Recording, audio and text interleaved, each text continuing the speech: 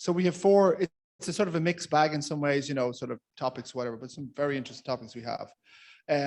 We're going to run each of them, as I said, we're not going to have a panel at the end because they're distinct talks and all the rest of it. So we'll have them, we'll have the questions and we go on. We won't have it. Well, if we have time at the end, we might have some additional questions on the rest of it.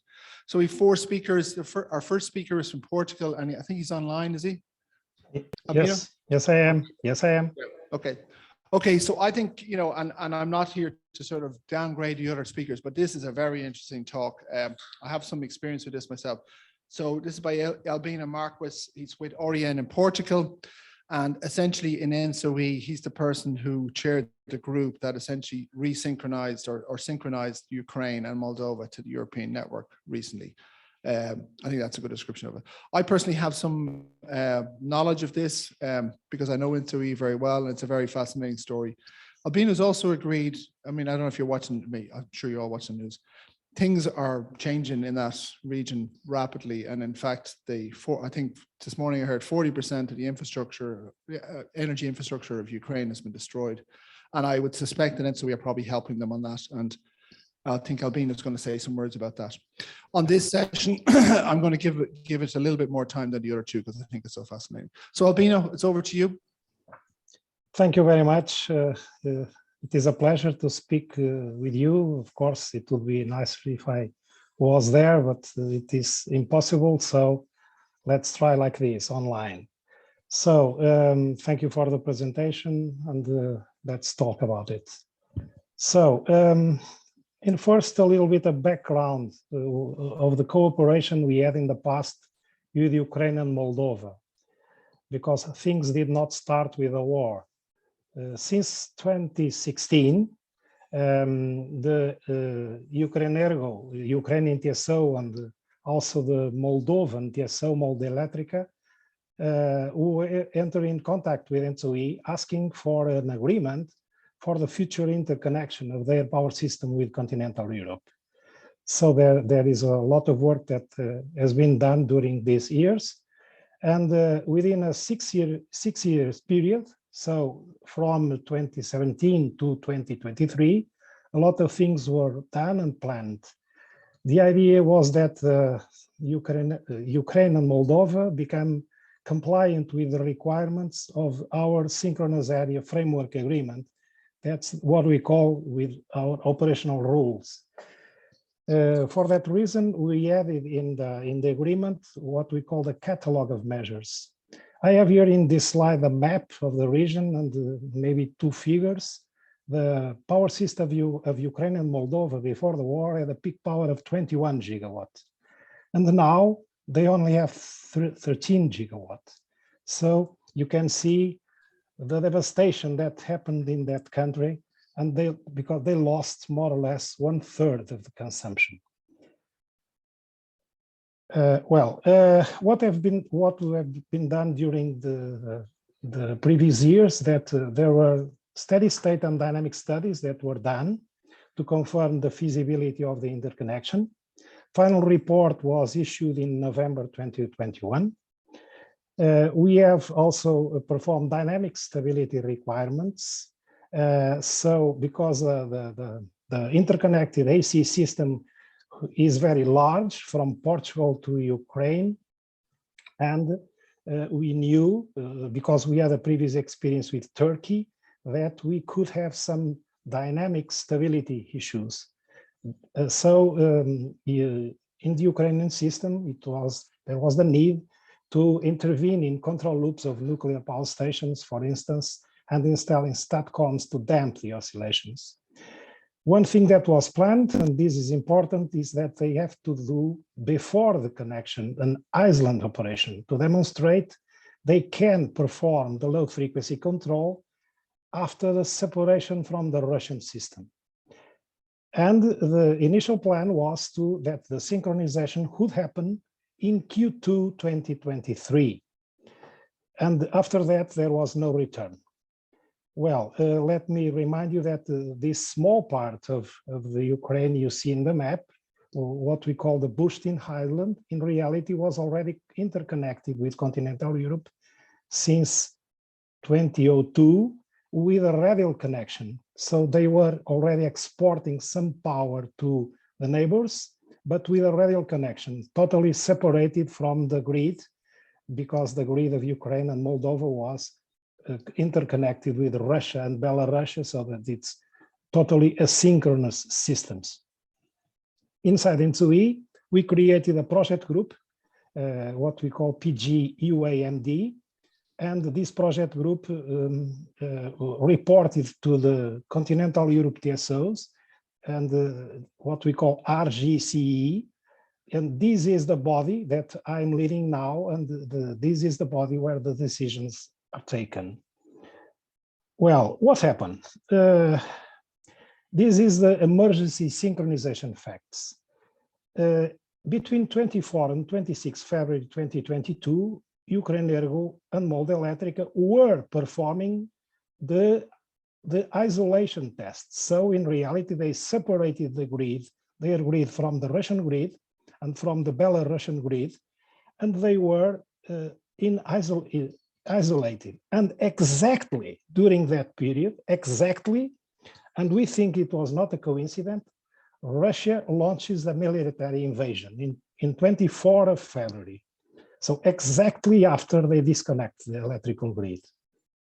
Well, 2 days after that, the Ministry of Energy of Ukraine issued an internal regulation to refuse the reintegration in the power system of Russia and Belarus. And Ukrenergo, the Ukrainian TSO, requested to N2E to allow for an emergency synchronization with continental Europe. Well, the day after that, the European Union Energy Minister Council supported the idea of immediate synchronization, and the Moldovan TSO also issued a request to connect to the continental Europe. In the 1st of March, we decided to create a task force. And in 11 March, we approved by unanimity, and I underline by unanimity, the emergency synchronization of Ukrenergo and Moldelectrica power system with continental Europe. And finally, in 16th of March, the emergency synchronization was successfully completed, but without commercial exchanges to limit the stability risks. So we did it in 70 days, 17 days after the request and 1 year before the plan. These are the facts. Well, the task force was an amazing job because I'd never seen, and I have a lot of experience in working together, even in international experience. I never seen so much will to work together. And this task force had more than 40 people, and most of them are the best specialists in the European TSOs to deal with these kind of issues. So we put in place the task force. There were 4 working streams, one with IT and communication topics, other with operations and markets, other with legal and regulatory topics, and finally, one that was very important, dealing with system protection and dynamic stability. We, in the task force and during those 17 days that I will never forget in my life, the main risks of emergency synchronization were analyzed. We had meetings every day, including Saturdays and Sundays. And we analyzed the instability and system security risks.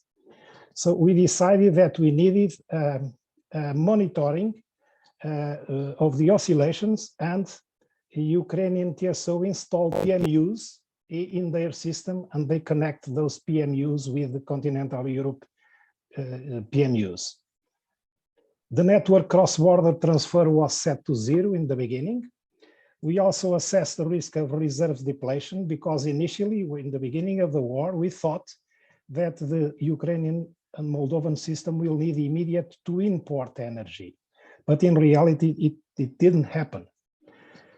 The cybersecurity risk, you know that this was very important because in the beginning, it happened we had in Europe a lot of cyber attacks coming from Russia. So we have to interconnect our IT systems with their systems in a cybersecurity way. So we designed and we implemented an ad hoc solution to exchange data in real time with the Ukrainian TSO using our private communication network. But we did it in a cybersecurity way with a protocol transfer and without connecting the IP addresses from one grid to the other. So we also connected the Ukrainian system to send data to what we call the European awareness system. That is a common system that we share all across Europe between TSOs, where we can see in real time the state of the other countries. And we also assess legal and regulatory risks. Because you know, to do things like that, we have the support of the governments of the European Union. But anyway, we have to assess what if something goes wrong and there is a missing money. Anyway, global conclusion was the risks are identified and can be mitigated. So we decided to proceed.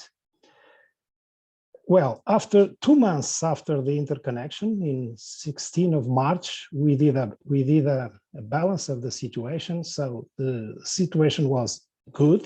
Ukrenergo was balancing the system very well. In this moment, there were not yet commercial transactions. So the cross-border power exchange was near zero.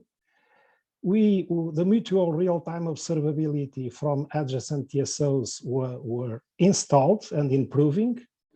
We were monitoring the inter-area oscillations. We observed a few, but not so serious that as we expected from the studies. And the oscillation, when they appear, they were poorly damped, but sometimes close to the limits. As I said, initially the network transfer capacity was set to 0, and Ukrainian TSO, even in times of war, was implementing the damping measures, fine-tuning the control systems of the biggest power stations in Ukraine. What they did during the war was and is absolutely unbelievable. And they did it very well. The interface of the interface from the Ukrainian system with the continental Europe is relatively weak, and I will show you. And important loop flows were observed between Romania, Ukraine to Hungary. The next step were preparing the things for increased commercial exchanges. So since the beginning, or practically since the beginning, the Ukrainian system was exporting to Poland, but only via a radial line. So in reality, they put the coal power station injecting power in the Polish system, but without connection to their internal system. The issue was increasing this export capacity in the meshed grids. So we decided to set a number of preconditions to allow for the beginning of commercial exchanges, namely to deal with the damping of oscillations, because we knew that when they begin exporting, and I underline that they never in this phase needed to import, because they lost a lot of internal consumption, but they at those time did not yet lost the power stations. So even Zaporizhia initially was still injecting power in the Ukrainian system. That's why they were able to export. Now the things are different, but I will say a few words about that in the end. So to allow for commercial exchanges, we have to deal with these preconditions, damping of oscillations, how to calculate, they had the operational security of the grid, how to integrate them in our scheduling system and in coordinated operations, how to do the imbalance settlement, and how to do the incident management. When we set the NTC over 0, we have a protocol to reduce the NTC if needed, if the security of the system was endangered. In reality, it never happened. So the commercial exchanges timeline is this one. So in 7th of June, we approved the preconditions. In 27th of June, we confirmed that all the preconditions were met. So there was a lot of work in these 3 weeks in June. Finally, in 30th of June, the commercial exchanges began. There was the first auction between Romania and Slovakia and Ukraine was done in that day. And the system security was monitored continuously during the next 4 weeks. We had a lot of meetings during the summer and step by step learning on job, because you understand that the details of the power system in Ukraine, and we have no time to prepare things. So what we decided is to go step by step, and every time we increased 100 more megawatts, we observed, and in the week after we decided to raise that value, and now today the import capacity is still set in 400 megawatts when they are exporting and 500 megawatts if they are importing.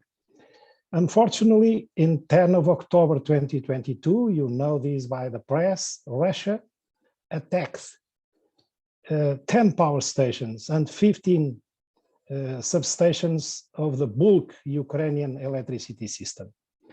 So in that day, they stopped exporting, and now they began importing. The first country that needed importing is Moldova, but the Ukrainian system will also needs importing, because now, after this distraction, they are load shedding every day a lot of power.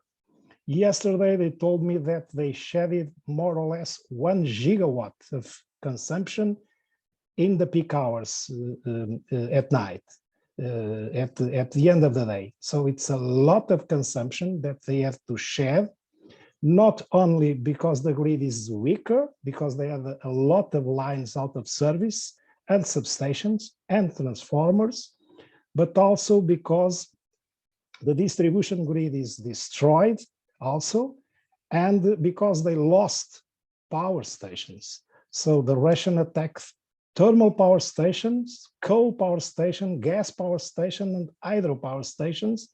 Fortunately, Russians did not attack the nuclear power stations until now. Well, some words about the stability observations. So we have, as I told you, in the task force, we have a dedicated expert team only to observe and post-process the PMU data coming from several network nodes across Europe, from Ukraine to Portugal. So we put those files together, and we have installed a post-process system, and we looked at the amplitude and the duration of the oscillations, and we set a limit of tolerance in those oscillations.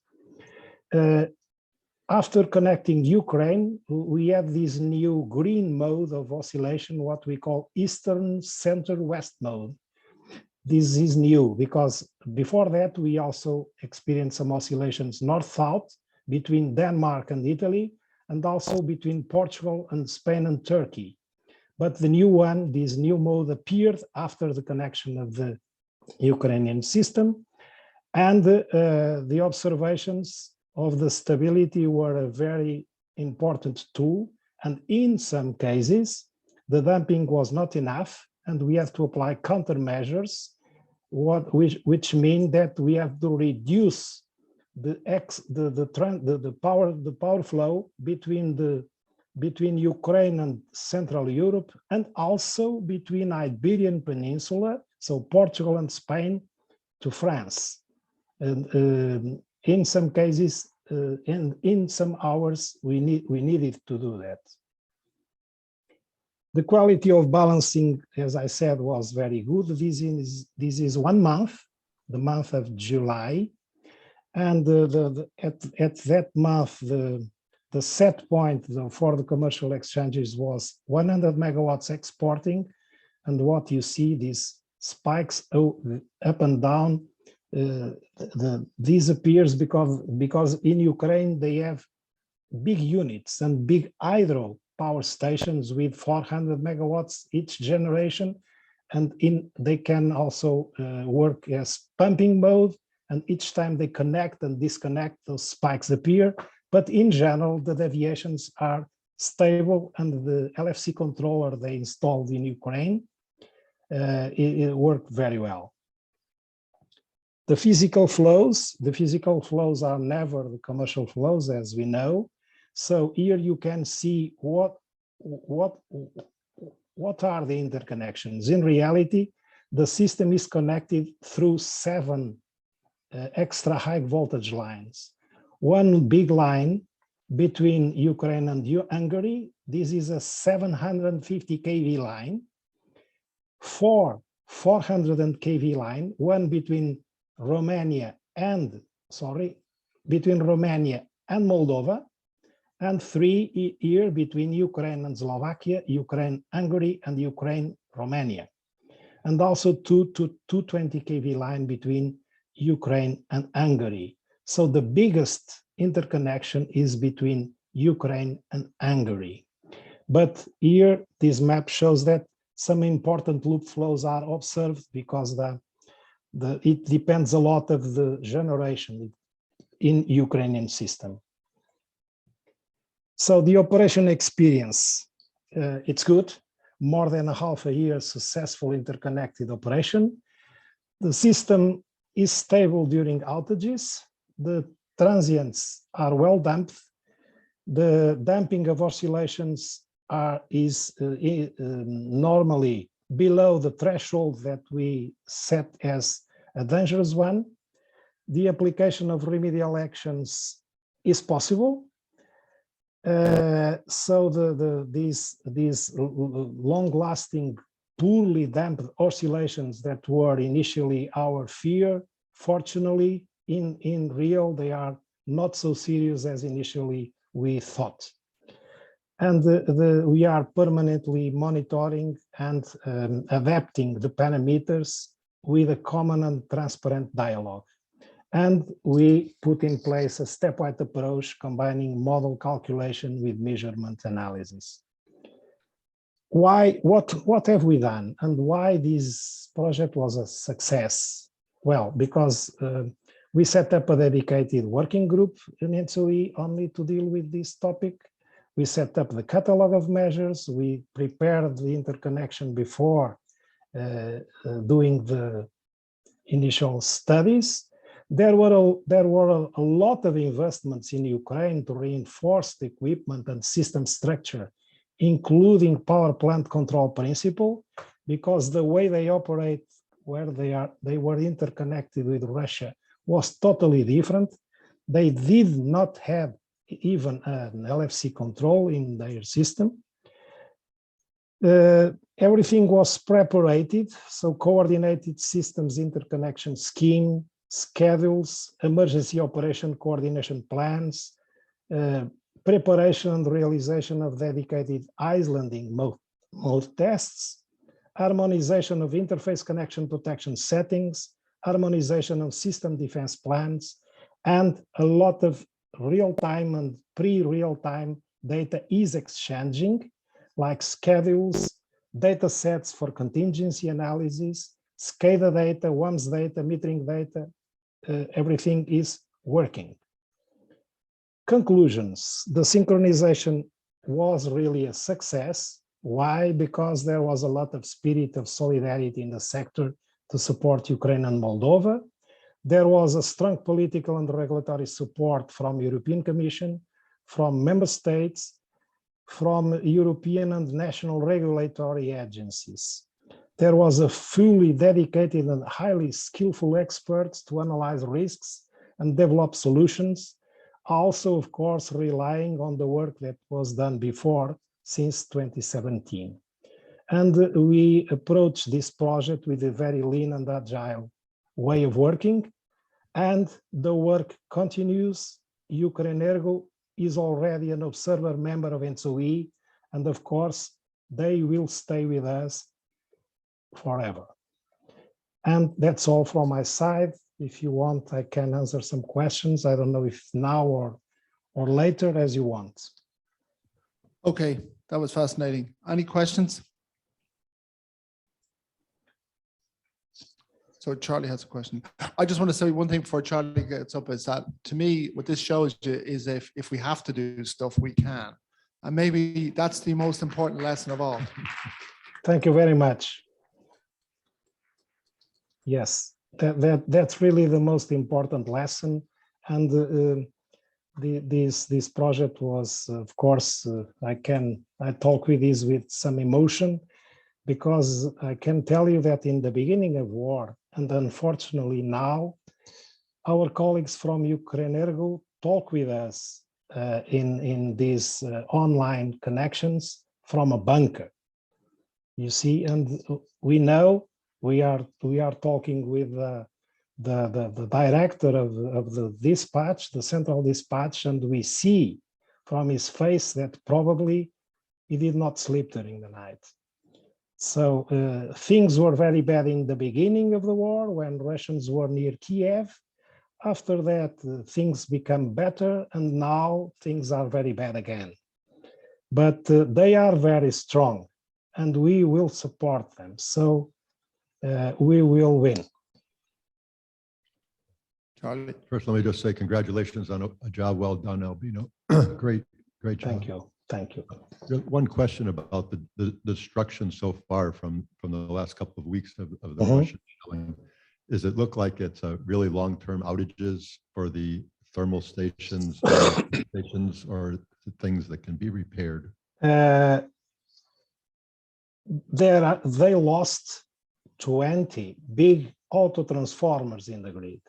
So these transformers will take a long time to be recovered. And they also had some destruction, at least in one big coal power station. So I know they have a few generators that cannot work for a long time. The lines, they can repair more or less easily, but the transformers, you know, and even in times of war, the grid of Ukraine will take a long time to recover, and they will have to deal with this destruction for a long time. Yes. Yeah, okay. I'm also aware personally of a lot of things that are going on inside Europe around this, and there's very detailed things happening inside Europe that would never have happened before. Things are happening at a speed that they never thought possible, and not only for this, but for the coming winter. Okay, so apologies to the other three speakers. We're probably going to eat a little bit into the coffee session. So our next speaker is Slava, and Slava has a PhD and an MSc, and he currently works for ISO New England, where he's a technical manager of advanced technology solutions, and he focuses on stability, resilience, etc. He's going to talk about a fascinating thing, which is these real-time monitoring of oscillations, which I've heard a lot about. So Slava, it's over to you. Thank you, Mark. As you know, oscillation is damping of oscillation is taken care in the planning stage by proper design of our system stabilizers, other supplemental control, proper tuning, and limiting of operating conditions. And this conversation is about online oscillation analysis. Why do we need to monitor it online, and how we do it? That is about this presentation. So we're using PMU phasor measurement units to monitor oscillations. And we have roughly 100 PMUs. It's number of constantly changing because of new installation. They are located approximately at 50 locations across the system. And what is important, we have full observability of backbone 345 kV network. And we are adding PMU and have PMU from external areas and adding. And the system is operational officially from 2013, but in reality, we start working from 2010. Okay, for detection of oscillation, we are using phaser point, and this is G product. It utilizes sliding window with 5-second period, and at each window, application provides characterization of oscillation, frequency, damping, mode shape, and alarming capability. So, and application works very reliable, and with placement of PMU across the system, we have pretty high confidence level that all oscillations which are capable to monitor by this PMU are observed for at least for the last 10 years, and nothing important was missed. And what we observed in reality, a lot of oscillations with frequency in entire electromechanical range. Typically, it's from 0.2 to 2 Hertz, but also we see oscillation at much lower frequencies, way below the lowest inter-area mode. Damping is in very wide range from 0 to 20 and even higher percentage. Magnitude, typically this oscillation pretty low magnitude within say 5-10 megawatts, but there were several instances when magnitude goes up to 150 megawatts. So they could be observed locally or widespread, lasted from seconds to hours. Okay. From good side of the story, that natural oscillations are always well damped. So for the last 10 years, I've seen probably a couple of instances when natural oscillation had not very good damping. They are always well damped. So thanks for planning work, proper design of controls, tuning, and limiting of operating conditions. But we see oscillations every day. And this is a very different animal that is called forced oscillations. The nature of those is different, and they are caused by periodic injection of energy in the system. That is from mathematical terms, but practically what does it mean? There are multiple failure of equipment and multiple components, multiple failure in electronics and control system. It could be an abnormal operating conditions, and also theoretically could be cycling load, but at least at our footprint, we didn't observe that. In terms of properties, these oscillations are sustained, and they stay as long as the injection source of this periodic system source energy exists. So the only effective mitigation measure is to find this source and remove it from the system. And a particularly dangerous situation is a resonance condition when the frequency of forced signal is close to frequency of inter-area mode. In this situation, oscillation can propagate across the entire system. And that's already happened a couple of times in the Eastern connection. So that's why these forced oscillations were having significant attention, and you see a copy of a couple of NERC documents. Why we are concerned with those oscillations? Because they represent the threat of our system. They can potentially cause instability and controlled cascading outages at large magnitude. And at any magnitude, they are causing vibration and long-term effect on the aging equipment and potential damages. And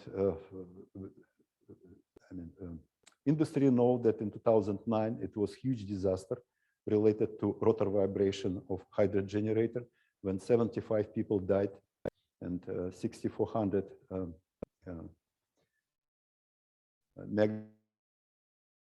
and forced oscillation played a very significant role at the final stage of this disaster. So in general, presence of forced oscillation is an indicator of problem in the system, which is related to purely tuned control or equipment or system failure, and mitigation is necessary for reliable operation. And the first important key actionable step is to find the source of oscillation. What specifically does it mean? I'm talking from ISO level problem. So let's imagine we have a monitoring system which is producing alarm when oscillations are detected. And let's imagine alarm is pop up. So the first question to control room operator, where is the source? If it's located outside of my control area, I can do nothing to mitigate this oscillation. But if it's inside of my control area, so I need to find which specific power plant or specific generator causing oscillation and have to mitigate it. So basically, find the source is providing critically actionable information for control room for mitigation. That problem was recognized at least 10 years ago at ISO in England, and within a few years, we developed online management system, the structure of which is shown here. Objective is to detect oscillation in the system, estimate the source, and deliver that information to designated personnel. So for detection of oscillation, we are using phaser point application, as I said, and everything is based on PMU measurement. Then what is in the middle part of this picture is finding the source. It's internally developed component. So alarm notification service look at the result of phaser point every few seconds.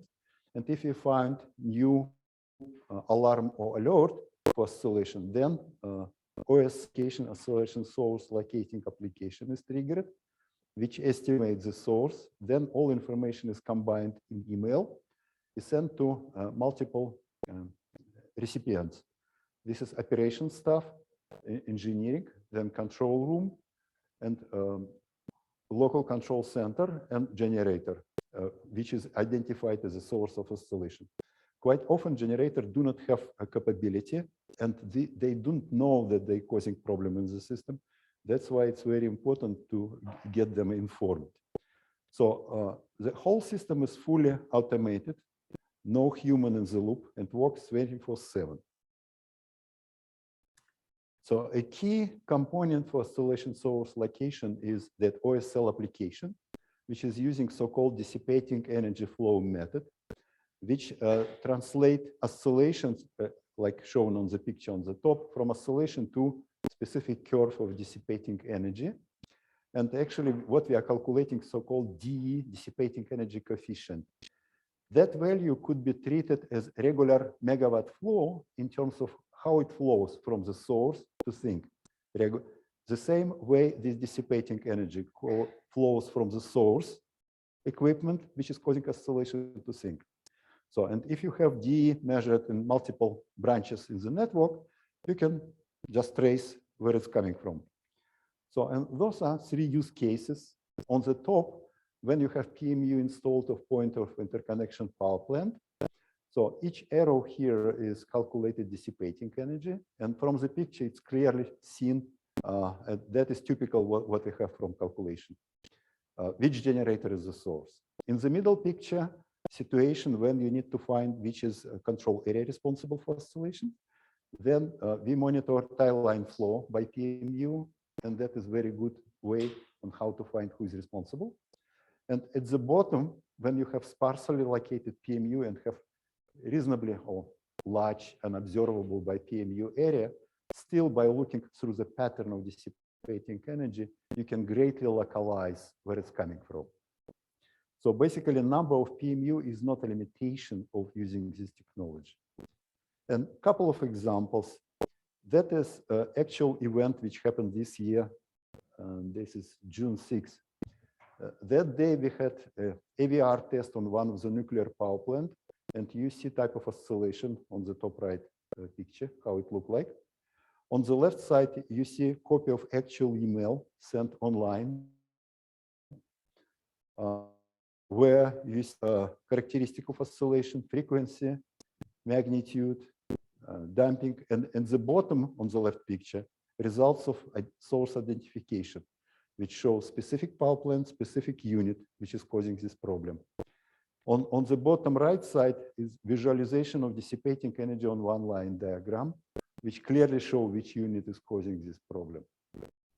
And another example goes back to 2019, and that is type of famous event when it was about 4 in the morning, and one generator in Tampa Bay in Florida, 200 megawatt generator, had wiring problem, and that caused creating forced signal 0.245 hertz injection into the generator. And that frequency is close to frequency of lowest frequency of inter-area mode for Eastern interconnection. As a result, whole Eastern interconnection was oscillating with magnitude up to 200 megawatt on the tie lines. Actually, all utilities detected that problem, and that was really wake-up call. What's going on and who is causing this problem? Again, generator is located in Tampa Bay, whole Ethernet connection was oscillating. And on the top right side, you see actual graph, what we see on our tie line more than 1,000 miles away.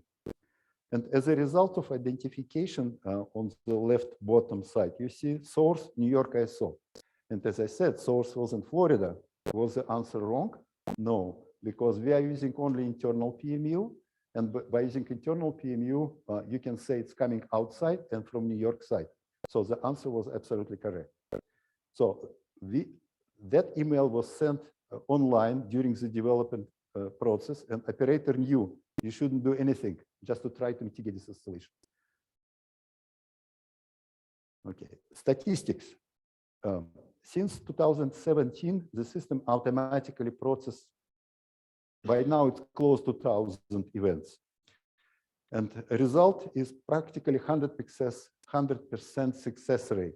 When we know the source, system is exactly pointing out who is responsible to that problem. Why so many oscillations? Because initially we set very low threshold on the detection system in order to get statistic, understanding how the system works. For the last couple of years, when we have confidence in the process, we significantly increase threshold. And now we see oscillations probably once in a few weeks. Okay. And what is important, last bullet, that existing oscillation online monitoring system is sufficient for today's operational needs, because it's working behind the scene, doesn't require babysitting of PMU data, and automatically provide critically actionable information right in time when it's needed to mitigation. That's why operation like it very much. So important implementation detail. It looks like it's detail, but that is really important as a transition from, say, university-grade research idea to real robust production tool to make sure that it works in all possible practical situations. And in terms of oscillation, what we observed that magnitude of oscillation frequency varied during the process. And duration of the processes could be limited up to a few seconds. So then process work with actual PMU data with all beauty of build data, like bad data, missing sample, outliers, noise. And the last bullet is also important. Phaser point is not a perfect tool, and it can provide false alarm based on bad PMU data. And if you send this alarm a couple of times in control room, you significantly compromise your technology. So that's why we do post-processing all these alarms and actually correcting all mistakes of phaser point. So that is current status. What is the vision for the future? So we well know, it's well known that operating landscape will change with large penetration of inverter-based resources. And a major component in terms of oscillation is type of subsynchronous oscillation of different type, and actually link get very good representation of what type of oscillation you may expect. So mitigation of all these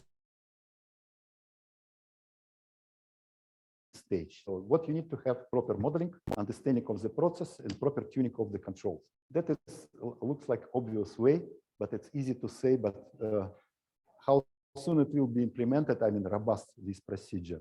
It will take some time. So on the good side, what could be expected that number of instances of forced oscillation could be reduced in the future, because major source of forced oscillation is failure of mechanical system. But all inverter-based resources are electronic, which is much more reliable. So challenges, what we need to have procedure on how to find who's responsible for oscillation in the computing and simulation environment with real-time data based on actual measurement. So a little concern is that existing source locating tools could be insufficient for the future needs. And there are several papers and research showing at least potential problems. However, there are other papers which are identifying possible ways on how to solve this problem. Also challenging is that all existing PMU have a sampling rate from 30 to 60 samples per second. And for majority of utilities in the United States, it's 30 samples per second. And theoretically, it should be capable of tracing oscillation up to 15 Hertz based on Nyquist theorem. However, from practical consideration, it couldn't be higher than, say, 12 Hertz because of internal filtering. So, and these challenges define actually need for research and development. So what is needed to develop data-driven, not model-driven, but data-driven methods to locating of source oscillations, subsynchronous oscillations for in EMTP type of simulation and by using actual PMU data. So we need to install a new type of PMU with high sampling rate, capable to catch up to 100 Hertz oscillations. So that should be at least 200 samples per second. So, and today, state of the art for oscillation source located, so-called energy-based method with different realization. Last year, we had NASPI and IEEE had joint competition, worldwide competition for oscillation source locating method. 60 research groups over the world attended this competition, and 21 came to the finish, actually submitted result. And first 9 group taking first 9 place, we're using energy-based method. That is a type of proof, as you will, that that approach is efficient. So, and but that method will require some modification, such as use instant voltages and current instead of phasors, accounting for both sub and supersynchronous component, and probably use extended formulation by using path-dependent components, something like that. So what we can expect, just new type of problems. However, it's not so dark, and at least there is some light in the end of the tunnel on how to solve this problem. That's what I have. Okay, brilliant. Okay, questions, please.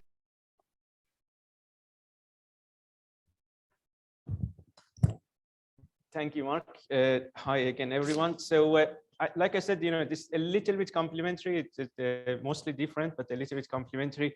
In the previous presentation, I talked about some of the unknowns or maybe bads of grid-forming inverters. So, in this presentation, is mostly talk about the goods of grid-forming inverters, but I'm also talking about grid-following inverters. So, and when I'm saying inverters, it's all batteries, basically. That's where the experiences are currently.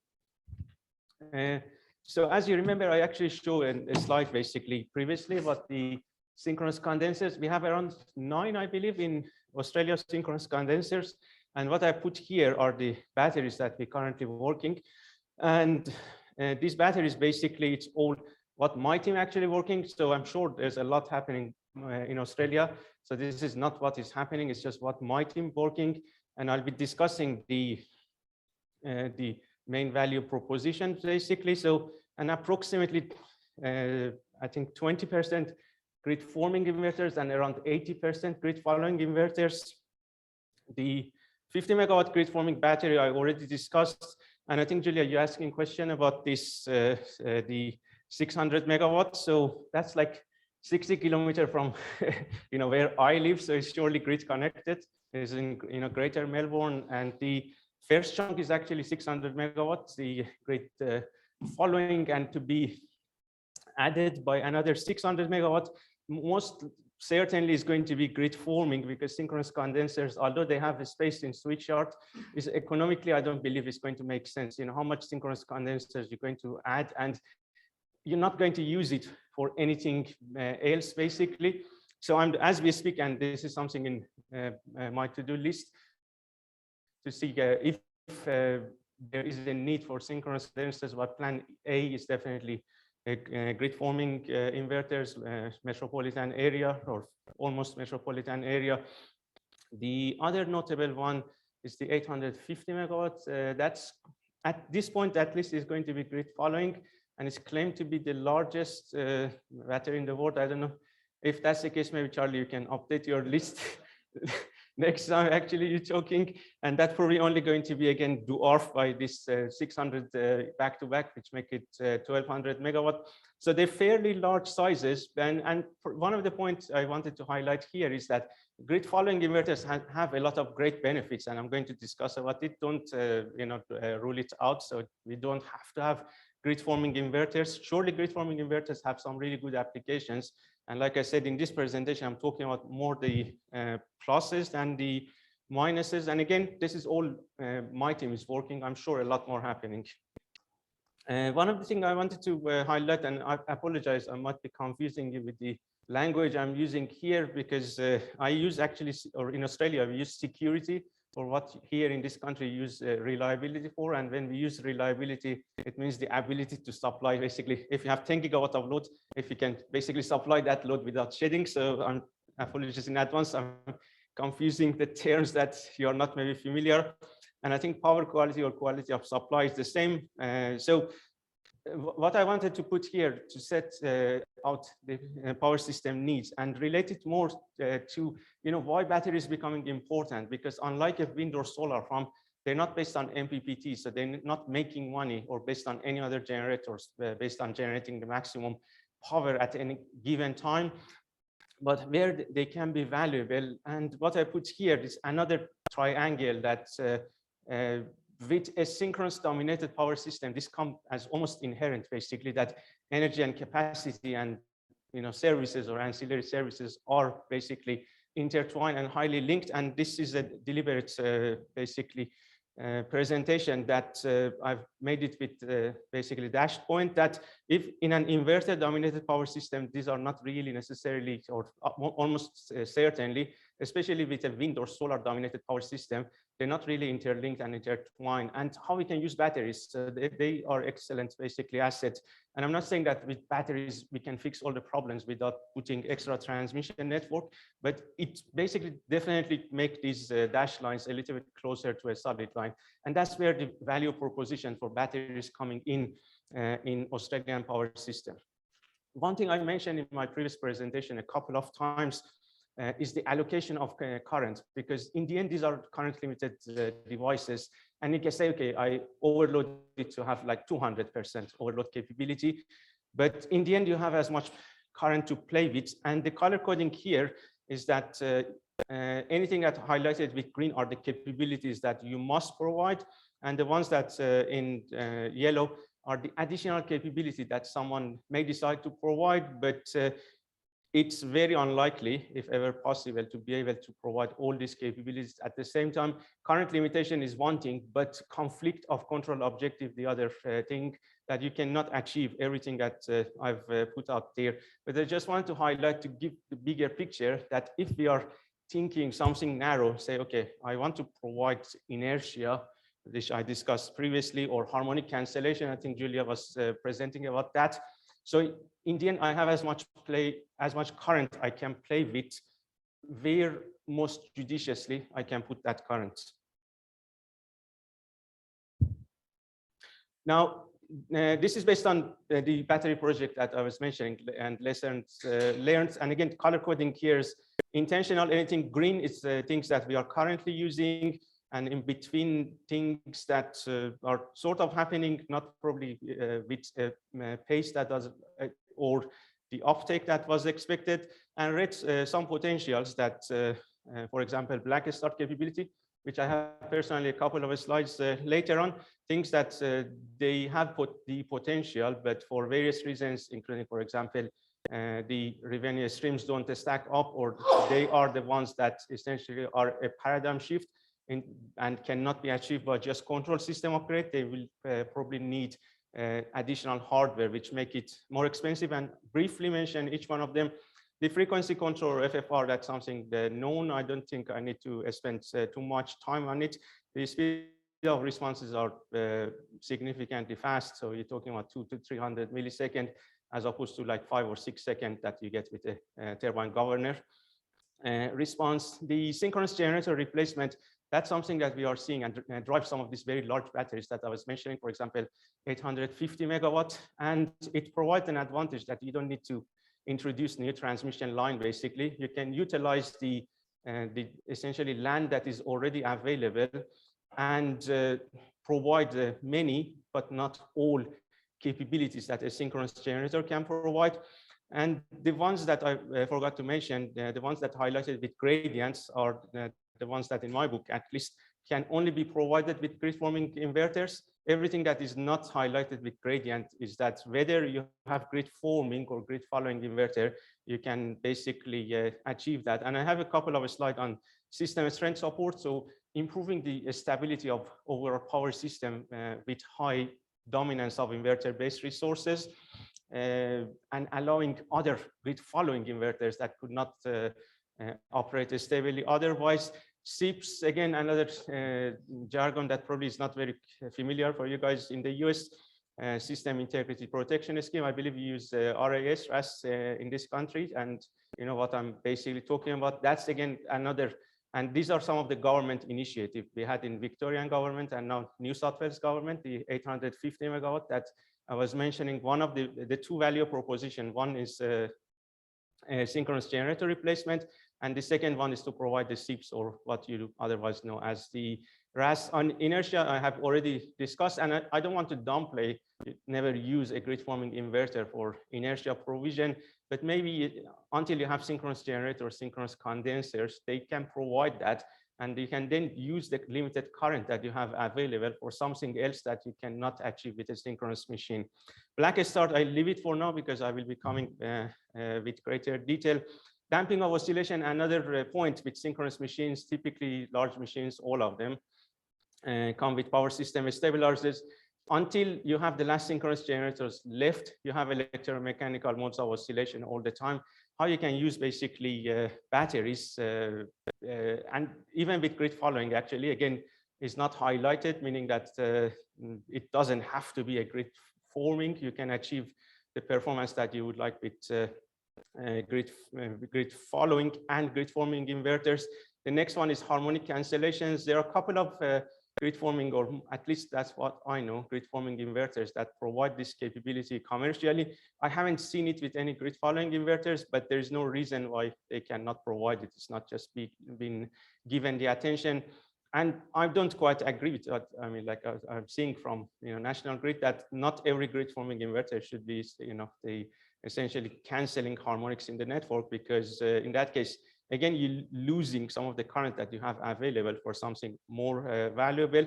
And the last one being talked, I think probably next year, this will be something that most certainly happening, is what is called the virtual transmission lines, that essentially noting that you can put, I mean, that's a little bit wishful these days because you're going to get the lithium ion, but assuming that you can put the batteries much quicker than building a transmission line, if you cannot upgrade the lines quickly, if you have batteries at the two ends, how you can essentially uplift the capacity. But like I said, unfortunately, it's a little bit compromised by the supply chain issues.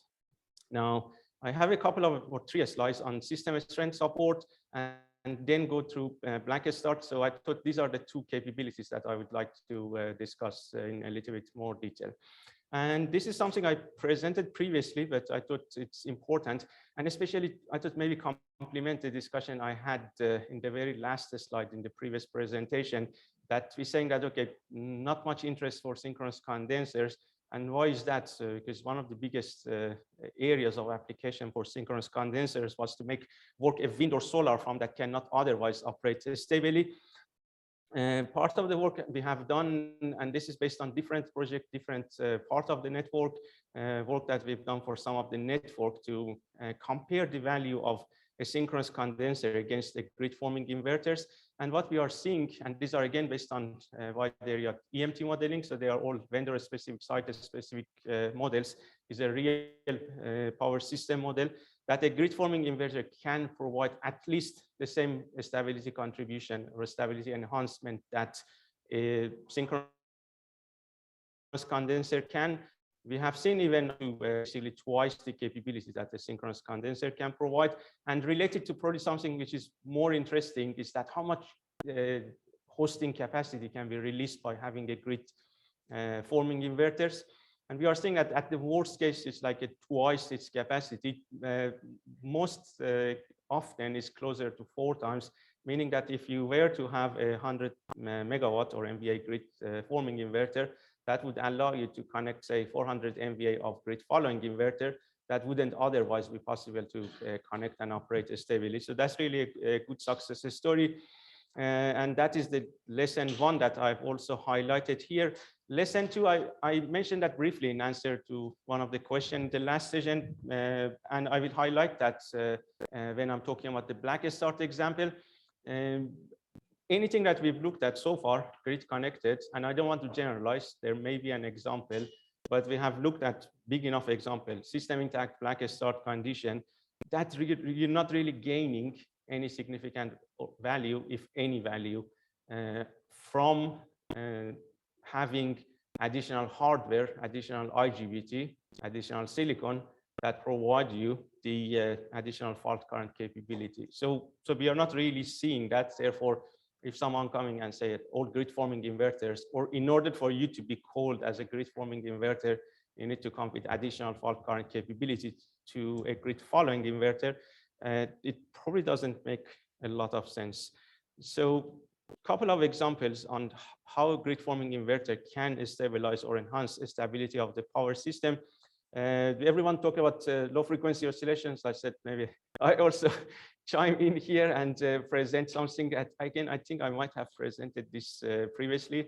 These are real oscillations we had in the power system in 2019, 2020. It's been measured and it has been simulated. And then we used the actual models and played back the oscillation into a grid following inverter. And you can see in orange color that exhibit those oscillations. And perhaps that is one of the unintended consequences, because those grid following inverters, since the actual event, were tuned. But as you know, all the control systems are narrow band. If you are basically emphasizing too much on one particular frequency range, there is always going to be another frequency range that is unattended. And this is exactly what is happening here. And then we subject exactly the same frequency that we've seen in many different parts of network, just not one isolated instance. And the grid forming inverter not only doesn't exhibit any instability, it also suppresses the oscillation that would otherwise be seen on the grid following inverter. So to me, this is a very good success story. And then the second example, something along the line, but a little bit maybe more acute, that on the left-hand side, we have a grid following inverter that it's a very low SCR part of the network. And we basically connect it to the network, and the basically cannot write through a fault. As you can clearly see, apply a fault and the output goes to 0, the plant trips. And exactly the same grid following inverter. Now you just add a grid forming inverter side by side, and it helps stabilizing it. And this is one of the applications I have currently. It's a large wind farm over 1,000 megawatt. It cannot operate. I mean, it can operate, but doesn't meet the performance requirement under all conditions. And you add a synchron or grid forming inverter, and it perfectly stabilizes the performance. So again, that's a very good success story that you can use the grid forming batteries to help improving the stability of power system. Now, the other example I wanted to show you is a topic that perhaps is not been given the attention that it deserves, basically. And I don't know how many people even work in this area. It's something that I have been very fortunate to work almost 20 years of my career. And again, I wanted to highlight something really, this is even a better success story from grid forming inverters.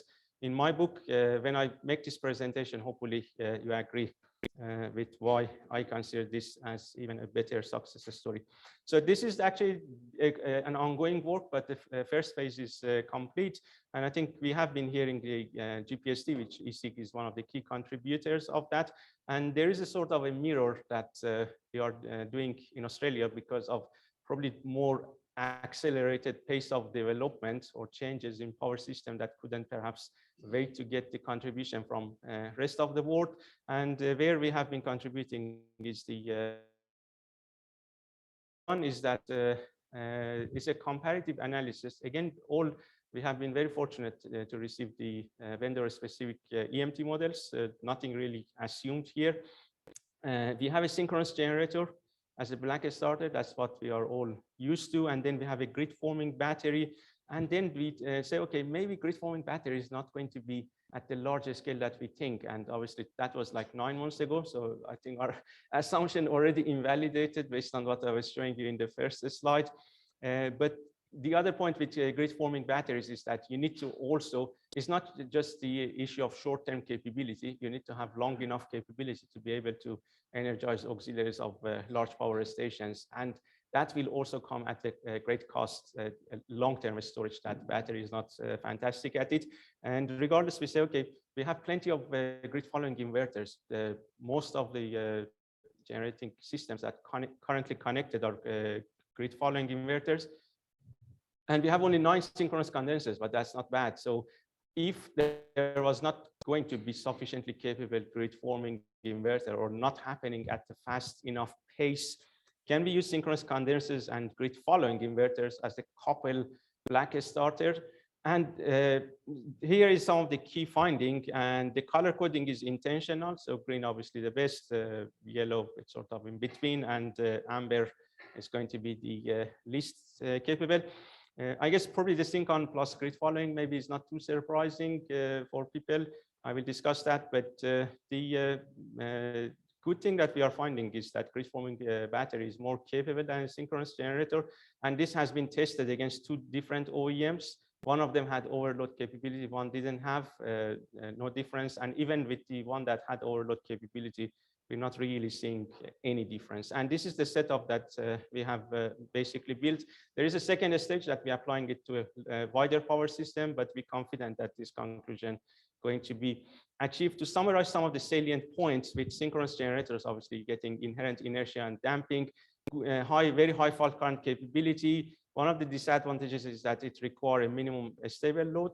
With grid forming batteries, it can emulate most of the capabilities. The advantage is faster speed of response, and overall it's at least equal or better than a synchronous generator. It's no area that is worse. And with combination of Syncon and grid following battery, they have some capability, but relatively inferior. And this is the last slide. The factors which significant. I said it better be.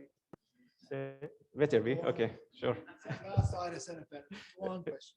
Okay, so. He doesn't mind, he's from Australia. He's used to people being rude. Maybe. Go on, Babak, sorry. Okay, so factors with significant, insignificant impacts, like I mentioned, fault current, inertia, damping, and the charge or discharging mode, really, we didn't see any difference. Two points with significant impact was, one was how much grid forming MVA you have compared to grid following inverters that you would like to energize. And here I've put an example that as you decrease this ratio, then the system become unstable. And you can easily relate that to the SCR that would be seen by grid following inverters. It's common sense. The second point, which is interrelated, is the withstand capability of grid following inverters. If a grid following inverter could withstand, for example, SCR of 1.1, you can pick up a lot more grid following inverter compared to that that can only withstand SCR of 3. And this is all. That's excellent. No, very good. And he's well known to us here in ESIG, so welcome. I think this is a fascinating technology, and you can see the sort of the breadth of the topics we're including here. Okay, Bernie. Okay. And like I said, we are going to eat into your coffee time, and I've been given permission by Charlie to do that. Yeah. But only to a certain extent. Oh, geez, he's back. Are you done now? Are you done now? I'm done, sorry. Sorry, I'm here in between you and the coffee break to tell you some crazy ideas from some crazy scientists, and but I promise I'll make it short and painless. It's about Stency stored energy in the sea. It's a pump hydro storage idea, and not just an idea. It's a substance that already works. And the next phase of the project we just started, and I'd like to tell you a little bit about this. I skipped the first slides, go through this very quickly. You all know that we need storage, and for what we do need the storage. This might be a little bit interesting here. What kind of storage do we need? And see, we have 35, about a third in Germany on a study that it's the hourly storage, and that's where pumped hydro storage comes in.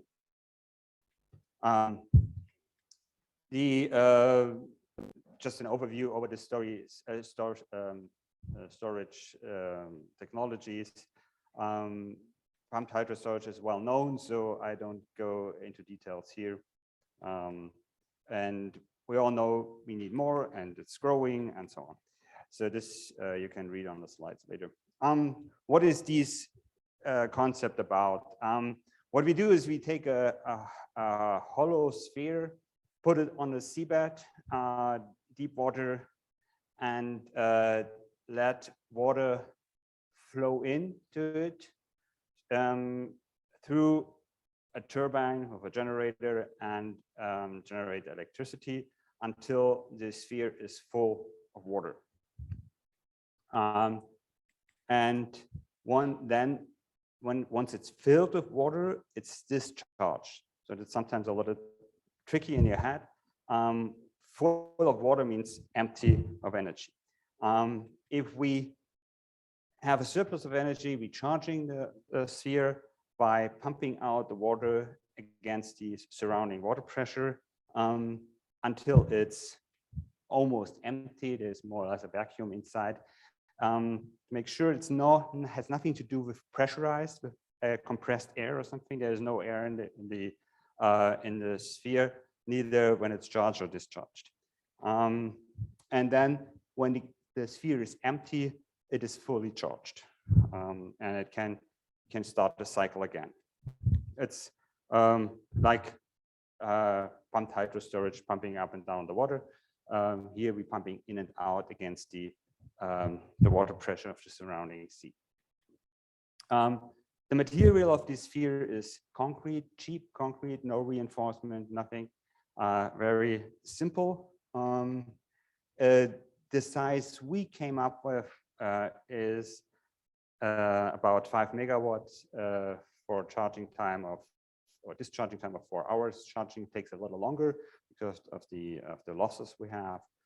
So they come up to a capacity of roughly 20 megawatt hours, depending on the depth of the water. The efficiency is in the range of pumped hydro storage. Of course, it's smaller systems, so we have a little higher losses, less efficiency there. The diameter we came up with to think it's the best compromise is about 30 meters, so 100 feet. The wall thickness is about almost 3 meters. Volumes 12,000 cubic meters. The pressure at 700 meters water depth, so it's 2,300 feet deep, is about 70 bars. And the weight, of course, needs to be higher than the buoyancy, so that it stays on the ground even if it's empty. And the weight of this size is somewhere between 20 and 25,000 metric tons. So you cannot put it on a crane or something. That's why we came up with this size of 30 meters. This is still something we can handle in a port. We can still produce and manufacture on a like dry dock or something like this, and then ship out to the ocean and put it lower it down on the seabed. 20 megawatt hours is probably not enough for most of the applications. So we plan about to have like 50 or 500 or 200 or whatever spheres in a plant. So looks a little bit like this. And you see on the right side this schematic procedure there for charging and discharging. The potential for this is quite large. We made an estimation, looked at only water depths of 600 to 800 meters. It is possible to go deeper or more shallow. If you go deeper, you have to be, you get more energy and more power. If you go more shallow water, you still need the same amount of concrete because you need the weight. So it's not worth to go on shallow water, except you don't have anything different. If you go very deep, you make very stable, then you need actually more concrete than you need for the weight. So that's why we came up with this 600 to 800 meters. And we have a huge potential, and this is very conservative. We said we want to have a very shallow slope there. And then you can see on the in the US, on the West Coast and on the East Coast, we have some potential. We have it in Norway, in the Mediterranean Sea, West Coast of India, Japan, and also in South America. So the potential is large, and that's, as I said, very conservative assumptions. The price for per kilowatt hour or per kilowatt or megawatt hour megawatt is somewhere in the range of conventional pumped hydro storage, with the advantage that you don't have these long building time and long permit time of this. Costs compared to batteries, it's a number I can show everything here. You know that battery costs are very dynamic. The costs for pumped hydro storage is not so dynamic. This is the current numbers. In 10 years, it might look different, but it is a completely different source and needs other resources. And that's, I think, a big advantage. We could see this recently in Europe, what happens when you put all your energy system on one resource. It's not a good idea. And so lithium-ion batteries need some materials that might be short in the future. And this here is just normal concrete that can be produced anywhere in the world. We also did a study in a lake. That there's one lake in Germany that will be come up. Right now, it's an open pit mining, a big hole in the earth. Now it will be filled sooner or later when the mining is over. It has the surface. Really large lake. The deepest point is not 700, but just half of it, 355 meters. Distance to shore is very short, and the lake has the advantage that there are no high waves or any harsh environment. We could put on the bottom of this lake like almost 700 of these spheres. Comes up to 8.2 gigawatt hours of discharging capacity, 2 gigawatt of power. Of course, we can adjust the 2 gigawatts with larger or smaller pumps and generators. The 2019 data, market data from Germany showed that it would be barely profitable. 2019 is just 3 years ago. The price spread at this time was somewhere between $20 and $40 per megawatt hour. Now we see $100 to $200 per megawatt hour price spread during the day for 2 cycles. That shows that by now, under the current condition, it would be, of course, very profitable. And the future data might look different, but I don't think that it goes back to the old values where the day and night and off peak and peak are so close together. Well, the problem with this lake is it takes a while. They want to, the mining goes on for another 10 years, and then it takes about 30 years, 40 years to flood it, because just a lot of water that goes in there. And even the river runs pretty close by. It takes a while. About the project, we finalized already phase A and B. That's a prototype of the study and the prototype of the sphere, and that was run in a few years ago until 2017. We tested these with a model 1 to 10, so 3 meters in diameter. The result with a little pump, roughly I think 11 kilowatts, and we put it down in the Lake Constance, the deepest lake in Germany. At the deepest point, it's 200 meters. We put it in a place where we had just 100 meter, just to make sure we get all the permissions and everything, because this is a drinking water reservoir, this lake, so we had to be very careful. And the goal was to show it works and to gain experience for a larger sphere.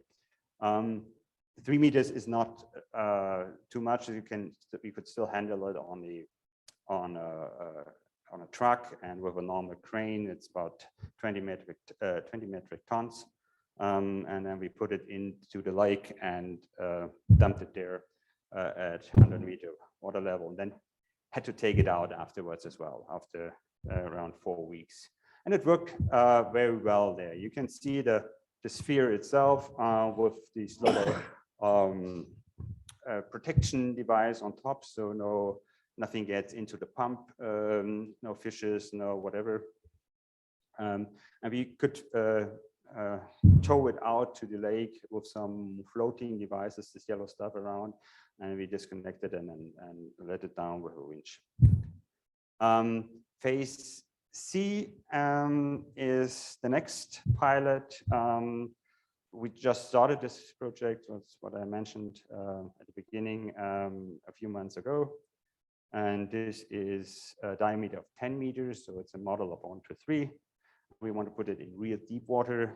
The weight is about 1,000 metric tons. The power should be 1 megawatt, maybe it's just 800 kilowatts. Capacity is roughly 1 megawatt, so we are in this 1 megawatt hour, 1 megawatt range. 600 to 700 meters. Right now we have some pre-research ongoing about the location, and also some international economic studies again to refine the studies a little bit.